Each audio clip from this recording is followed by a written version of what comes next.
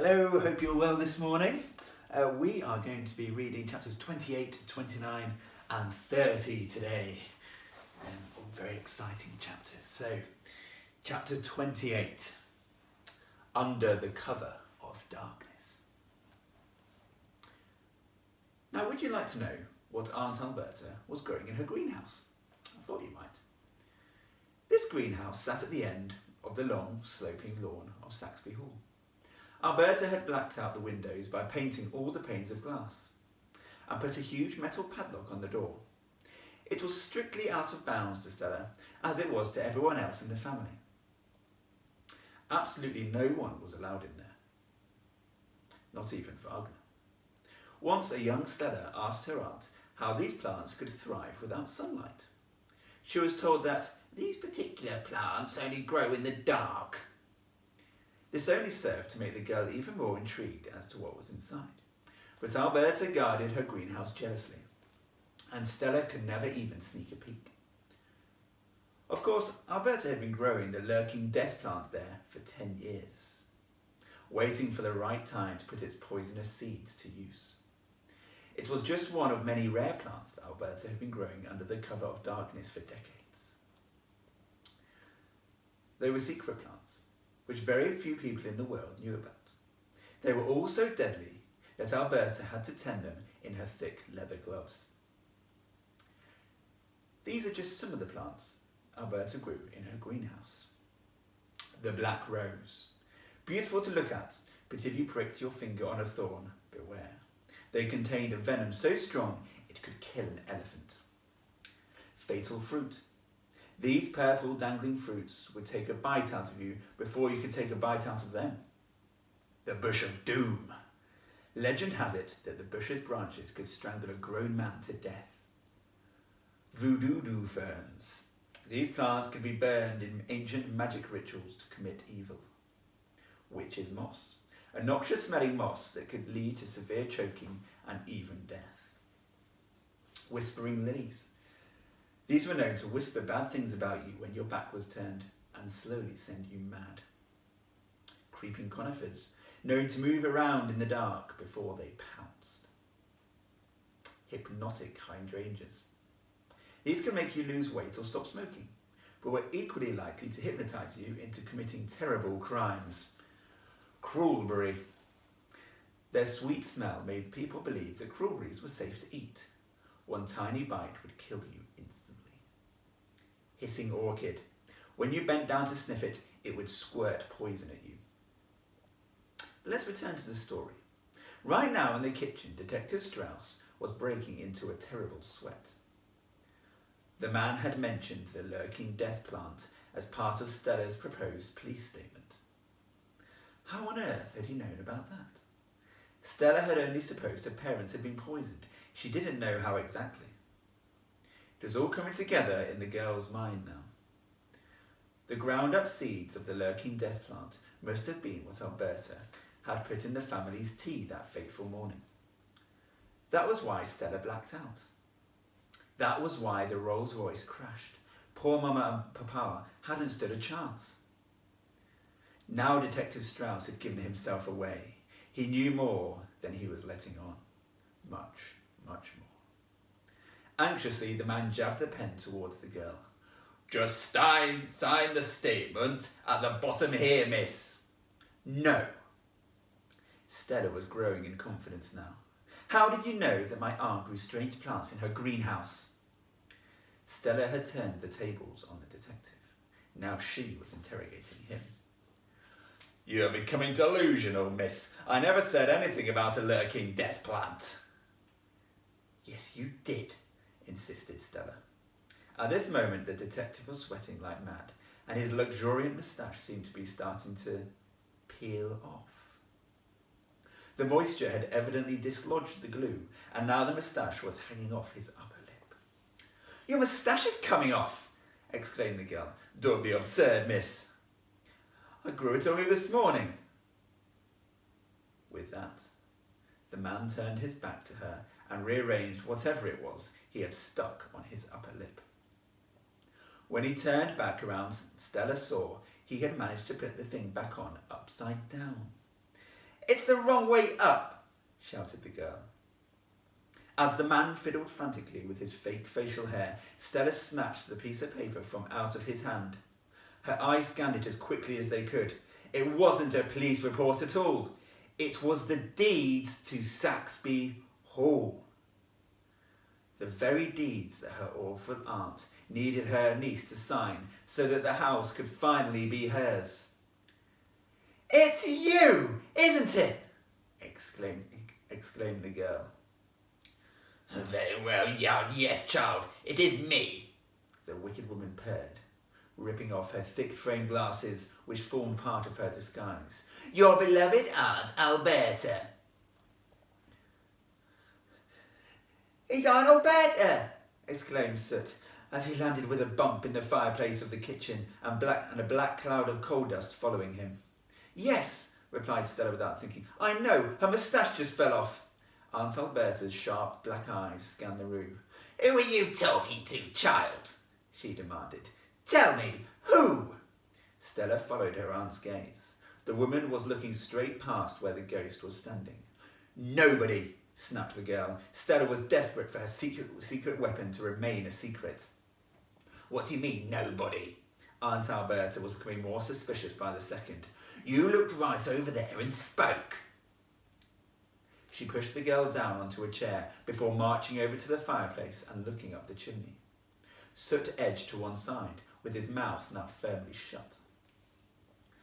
"Hello?" called Alberta up the tunnel. The word echoed up and down. "Hello? Hello? Hello? Hello?"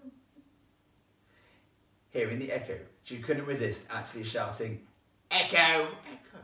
Echo!" It too echoed up and down.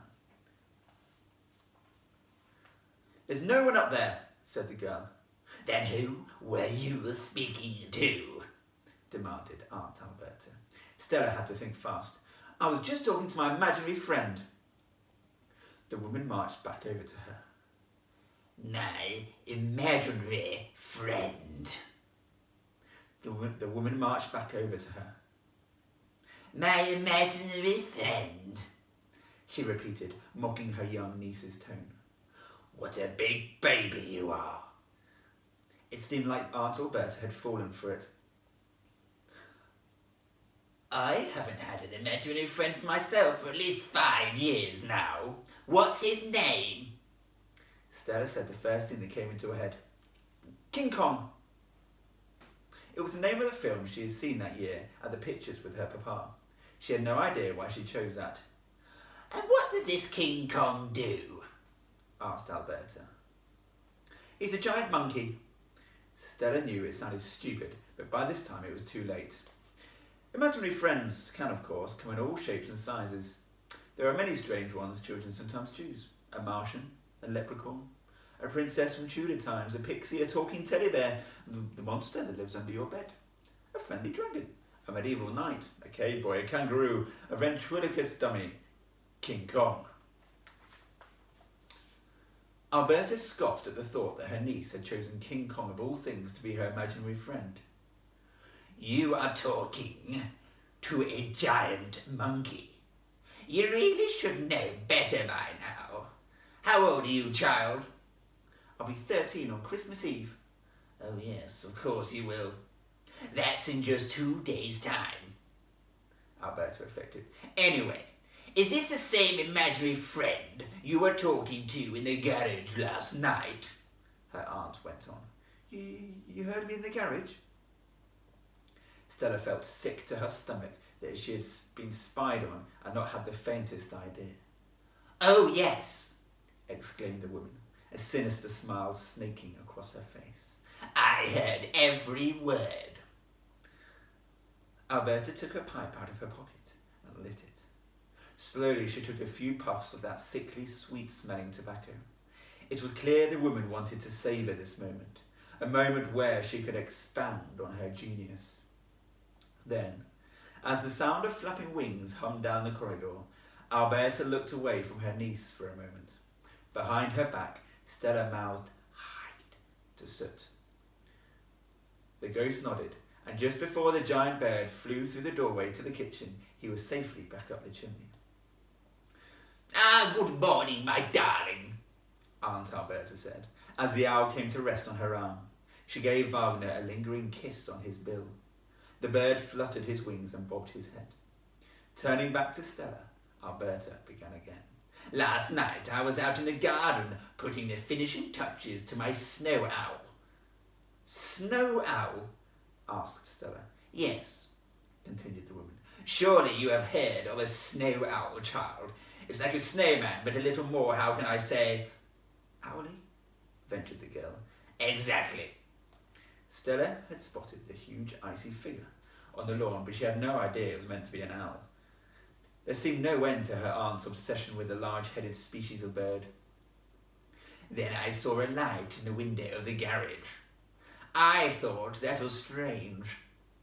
When I approached the doors, I heard your voice. Somehow you had escaped from the cellar. Are you going to tell me how? The girl had to think fast.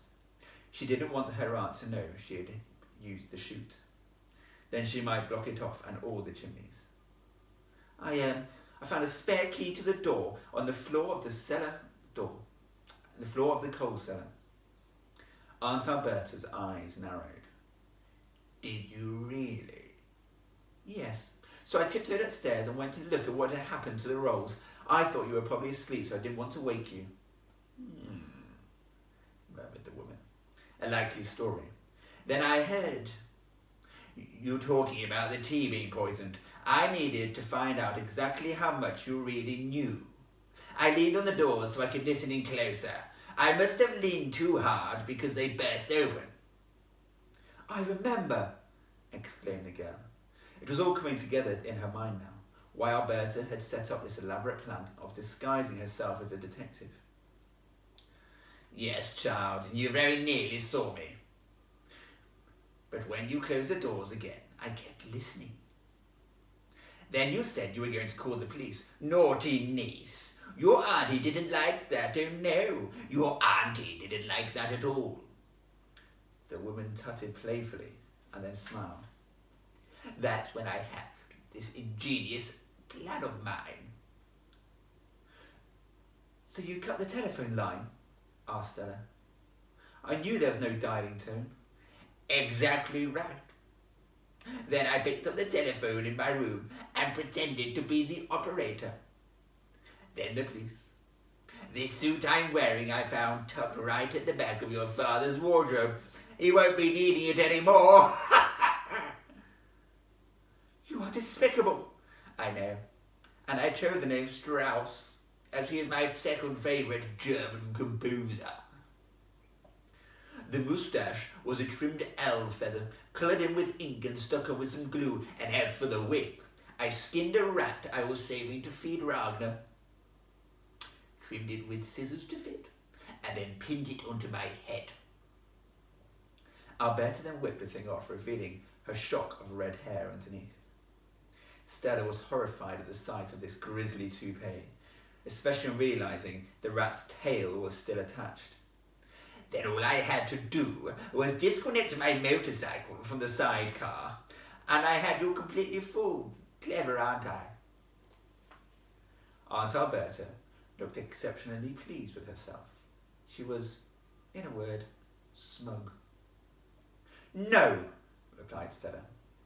The woman's eyes narrowed. What do you mean, no? You are not that clever, Auntie. You gave yourself away. You let it slip that you ground up seeds from one of your deadly plants in the greenhouse and added them to our tea of the morning of the crash. It was a perfect plan. Poison everyone and then blame it on an automobile accident, said Aunt Alberta lightly, before the tone of her voice darkened. But then, I thought you had gone and ruined it by surviving. I knew the tea tasted funny, exclaimed the girl. I poured mine out into its pot plant. I wondered why my begonia had died, murmured Alberta. Anyway, when your father's will was read out, I realised I needed you alive, long enough for me to get you to sign over the deeds anyway. I can't believe my idiot brother wrote that if you died, Saxby Hall should be sold and all the money given to the poor. Who cares about those grubby little peasants? The girl fixed the woman with a stare. What you have to remember, Auntie, is that you can never win. Oh, is that so? Purred Alberta. Yes, because I will never sign those deeds over. Never, ever, ever, announced Stella. Do what you want to me, but Saxby Hall will never be yours. Alberta smirked. It was as if the whole thing was a game to her. Then, child, let me introduce you to the Owl Rack. Chapter 30. The Owl Rack.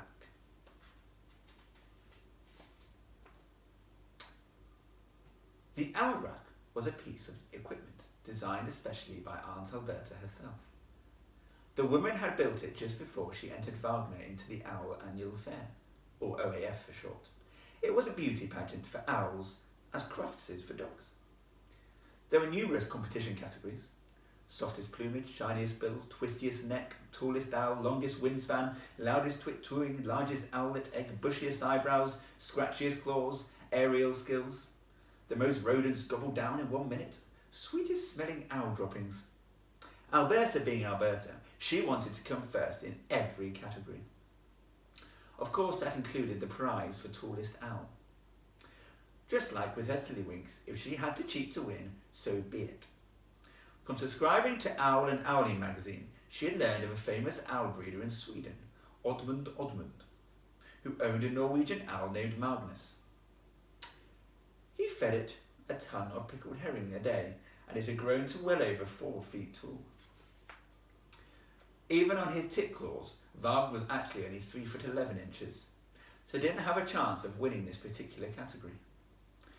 So deep in Alberta's dark mind, she dreamed up the Owl Rack. Next, she secretly went about building it. It was a devilishly simple device. There was a 3-step system for making your owl taller. You strap the owl to the owl rack by its wings and feet. You turn the handle.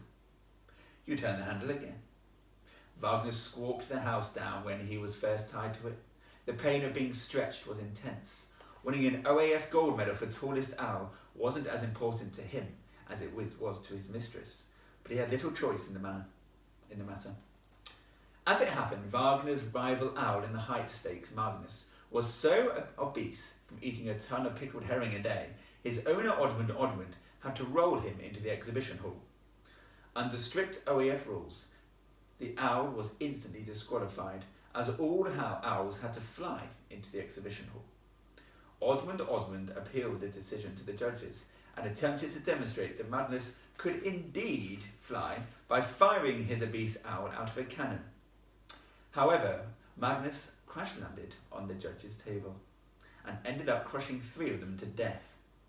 From that moment on, Oddmund was banned from all future owl competitions for life. Wagner flew away with the prize for tallest owl and took home a hoard of other owl statuettes too, or owlets. Now Alberta was going to use the owl rack as an instrument of torture on her own niece. If this terrible contraption didn't make her sign over the deeds to Saxby Hall, nothing would. The device was kept in a tiny attic room at the very top of the house, bare of all furniture except an empty old wardrobe. It was a room Stella didn't even know existed. Up in the attic, Alberta tied Stella to the rack. As much as the girl tried to kick her legs or pull her arms, once strapped to the machine, she couldn't move. Perched on the window ledge throughout was Wagner, shifting uneasily from foot to foot on seeing the rack again. Behind him, Stella could see the blizzard once again raging outside the window. Aunt Alberta's face contorted into one of twisting glee as she turned the handle on her contraption, pulling the girl's skinny legs and arms in opposite directions. "Ah!" screamed the girl. "Sign the paper!" demanded Alberta. "Never," replied Stella through the pain. "Sign it!" Her aunt twisted the handle again. "Ah!" Wagner covered his eyes with his wings. Perhaps it was seeing the little girl in pain. Perhaps it was the fact that it was bringing back memories of being on the rack himself. But the owl couldn't bear to watch. Well then, child, I am going to have to leave you tied to the rack with no food or water. And every time I come back, I will turn the handle tighter and tighter and tighter until your arms and legs will be yanked clean off. It was a terrifying image. Stella was rather attached to her arms and legs, but she was determined not to show any fear. You will give in the end, child, uttered Aunt Alberta. No, I won't, never, exclaimed Stella. Oh, yes, you will, replied her aunt. Whether it will be tonight or tomorrow or the next day or the day after or the day after that, you will break in the end. Soon you will be begging me to let you sign over the deeds to the house. Them sacks, behold, would finally be mine. All mine. You are a monster, shouted the girl. Aunt Alberta took this as a compliment. Oh, thank you. A monster? I'm not sure I've ever been called that before. Such high praise. Now, before I go, I'll have one last itsy-bitsy little turn. This time, Alberta spun the handle with all her strength. Stella's arms and legs were nearly yanked out of their sockets. Ah! She screamed. The girl had never known pain like it. Her whole body convulsed in agony. It was as if she had been struck by lightning. Oh, doodle-pip, said Alberta with a giggle. Wagner! With that, the owl flew to his mistress's arm, and the pair left the room. The girl listened as the door was locked behind her, followed by the sound of footsteps going down the stairs. Soot! She hissed. The boy appeared from up the chimney, looking very upset. Oh, I'm so sorry, my lady. Oh, I wanted to help, but I had to keep myself hidden. You did the right thing, Soot. Now get me off this thing. Soot rushed over to the rack and started turning the handle. Ah! Stella screamed. Other way. Oh, sorry, said Soot. He quickly turned the handle in the other direction, releasing the strain on the girl's poor arms and legs. Fumbling, he untied Stella's hands and feet from the leather straps. Faltering a little, she stood up. I must say, you do look taller, my lady, observed the ghost. Oh, well, that's fine then, replied Stella sarcastically. So what's the plan now, my lady? Stella thought for a moment before a smile lit up her tear-stained face. We start to fight back. We'll read 3 more chapters tomorrow.